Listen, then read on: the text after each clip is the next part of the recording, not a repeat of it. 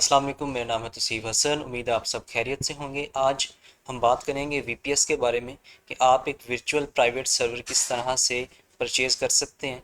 अगर आपने पेपाल का अकाउंट बनाना है यूएस में या यूके में, तो आपको पता है कि पेपाल जो है वो पाकिस्तान में रिस्ट्रिक्टेड है। आप उसको वीपीएन पे या पाकिस्तानी आईपी के साथ अकाउंट नहीं बना सकते। इसी तरह अगर आपने ईबे का अकाउंट बनाना है या कोई भी ऐसी प्रोडक्ट यूज़ करनी है जिस के लिए पाकिस्तानी आईपी जो है वो यूज़ नहीं हो सकती, तो मोस्टली लोग क्या करते हैं कि वो फ्री वीपीएन यूज़ कर लेते हैं, जिसकी वजह से उनके अकाउंट ब्लॉक हो जाते हैं। क्योंकि अब हर सॉफ्टवेयर आर्टिफिशियल इंटेलिजेंस के थ्रू वीपीएन जो है वो डिटेक्ट कर लेते हैं। तो अगर आप पेड वीपीएन भी यूज़ करते हैं तो आपकी जो आईपी होती है वो शेयर्ड होती है। बहुत सारे लोग एक जो आईपी है वो यूज़ कर रहे होते हैं। तो अगर आपको एक डेडिकेटेड आईपी चाहिए, अगर आप वीपीएन से परचेज़ करते हैं तो काफ़ी एक्सपेंसिव होती है, प्लस उसमें रिस्क होता है कि अगर आपका वीपीएन डिस्कनेक्ट हो गया तो आपकी रियल आईपी जो है वो एक्सपोज हो जाती है। तो उसका बेहतरीन तरीका ये होता है कि आप एक वीपीएस परचेज़ करें। अगर आप यूएसए का लेना चाह रहे हैं तो यूएसए का वीपीएस आप लें, ताकि आपकी जो आईपी है वो चेंज ना हो और आपकी जो लोकेशन है वो जल्दी एक्सपोज ना हो सके। तो उसका बेहतर तरीका वैसे यही होता है कि आप वीपीएस परचेज़ करें। लेकिन बहुत सारे लोगों को पता नहीं होता कि वीपीएस लेना किस तरह, उसको इंस्टॉल किस तरह करना है। तो आज मैं आपको एक तरीका बताऊंगा जिससे आप एक बजट फ्रेंडली जो है वीपीएस परचेज़ कर सकते हैं अच्छी स्पेसिफिकेशंस के साथ। तो चलिए स्टार्ट करते हैं। सबसे पहले आपने क्रोम पर आकर सर्च करना है कॉन्टैबो। ये डिजिटल ओशन, वल्चर और इस तरह का एक वीपीएस सर्वर प्रोवाइडर है। लेकिन इनके जो पैकेजेस हैं वो बहुत ही अफोर्डेबल है। अगर आप यहाँ पे देखें तो क्लाउड वीपीएस जो है स्टार्टिंग फ्रॉम $5.50 पर मंथ। तो मैं स्टार्ट नाउ पे क्लिक करूँगा। यहाँ पे ये देखें कि 4 CPU course, 6 GB RAM, 100 GB NVMe SSD या 400 GB SSD आप ले सकते हैं। अगर यही स्पेसिफिकेशन मैं डिजिटल ओशन या वल्चर से लूँ तो मुझे कम से कम 30 या $35 पर मंथ पे पड़ेगा। लेकिन इनकी प्राइस अगर आप देखें तो मंथली 5.50, वन टाइम सेटअप फ़ी है यहाँ पे $5.50, जो कि आपको नेक्स्ट मंथ से नहीं पड़ेगी। और यहाँ पे आप लोकेशन अपनी सिलेक्ट कर सकते हैं। अगर आपने यूएस का लेना है तो US central, US east, US waste.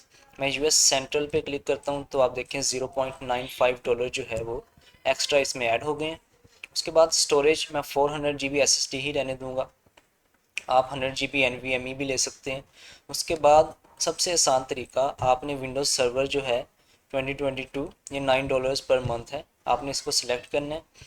और यहाँ पे आप देखें कि मेरा जो टोटल ड्यू है टुडे $20.95 मैं इस मंथ के लिए पे करूँगा, और नेक्स्ट मंथ से मेरा 15.45 जो डॉलर है वो जाएगा।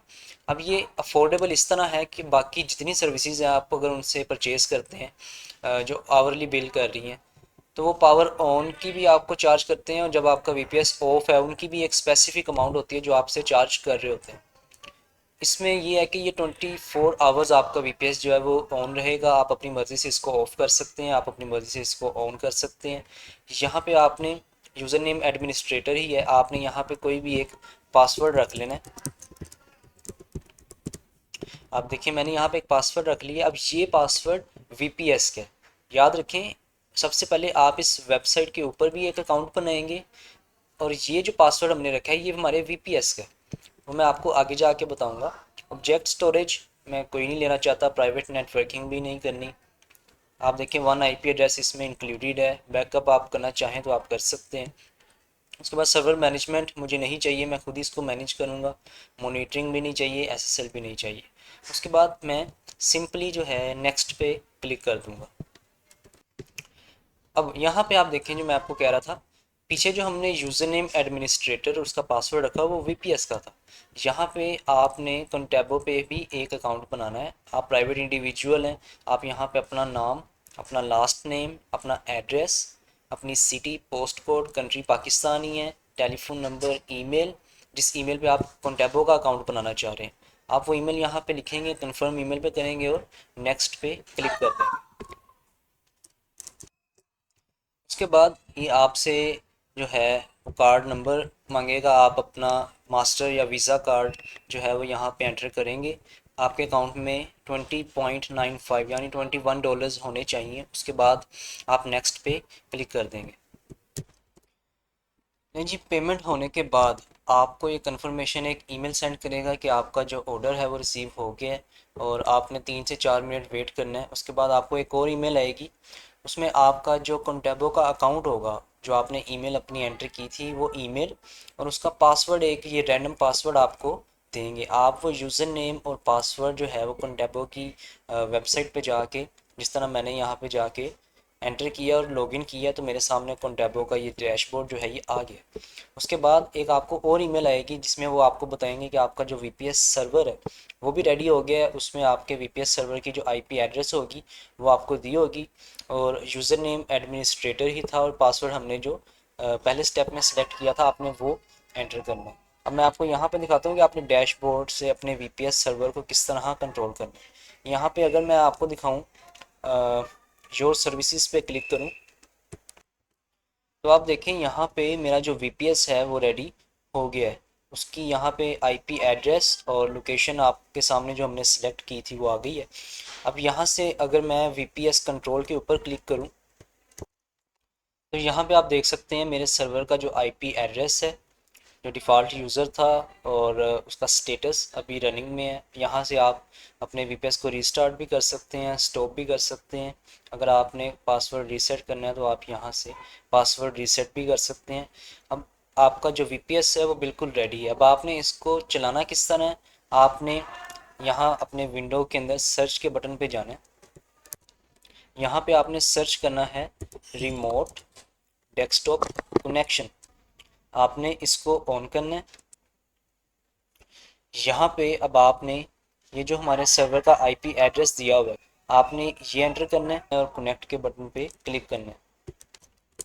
अब ये आपसे पूछेगा आपके वीपीएस का पासवर्ड। अगर आपको याद हो, जो हमारा यूज़र नेम था वो एडमिनिस्ट्रेटर ही था और जो हमारा पासवर्ड था वो हमने जो आपने सेट किया था पहले स्टेप में, यहाँ पे आपने वो एंटर करना है और रिमेंबर मी पे क्लिक करके ओके पे क्लिक कर देना है। मैं यहाँ पे अपना पासवर्ड एंटर करता हूँ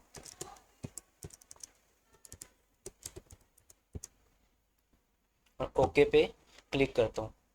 अब ये जो हमारा वीपीएस था वो रिमोट डेस्कटॉप के थ्रू हमारे सिस्टम पे लॉगिन हो जाएगा। यहाँ पे आप देखें कि मेरा जो वीपीएस है वो यहाँ पे ओपन हो गया है। आपने सबसे पहले इसकी सेटिंग्स में जाके देख लेना है कि कोई अपडेट्स वगैरह तो नहीं आई विंडोज़ की।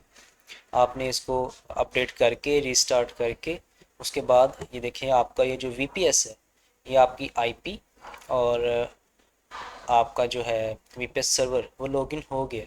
अब यहाँ पे आप जिस तरह मर्ज़ी पेपाल का अकाउंट बना सकते हैं, यूके का ईबे अकाउंट बना सकते हैं आप। आपकी जो आईपी है वो चेंज नहीं होगी। तो ये थी आज की वीडियो, उम्मीद है आप लोगों को पसंद आई होगी। इसी तरह मज़ीद वीडियो देखने के लिए चैनल को सब्सक्राइब करें और वीडियो के बारे में कमेंट ज़रूर करें, अपने दोस्तों के साथ शेयर भी करें, वीडियो को लाइक भी करें। मिलते हैं नेक्स्ट वीडियो में, तब तक के लिए अपना ख्याल रखिएगा। अल्लाह हाफिज़।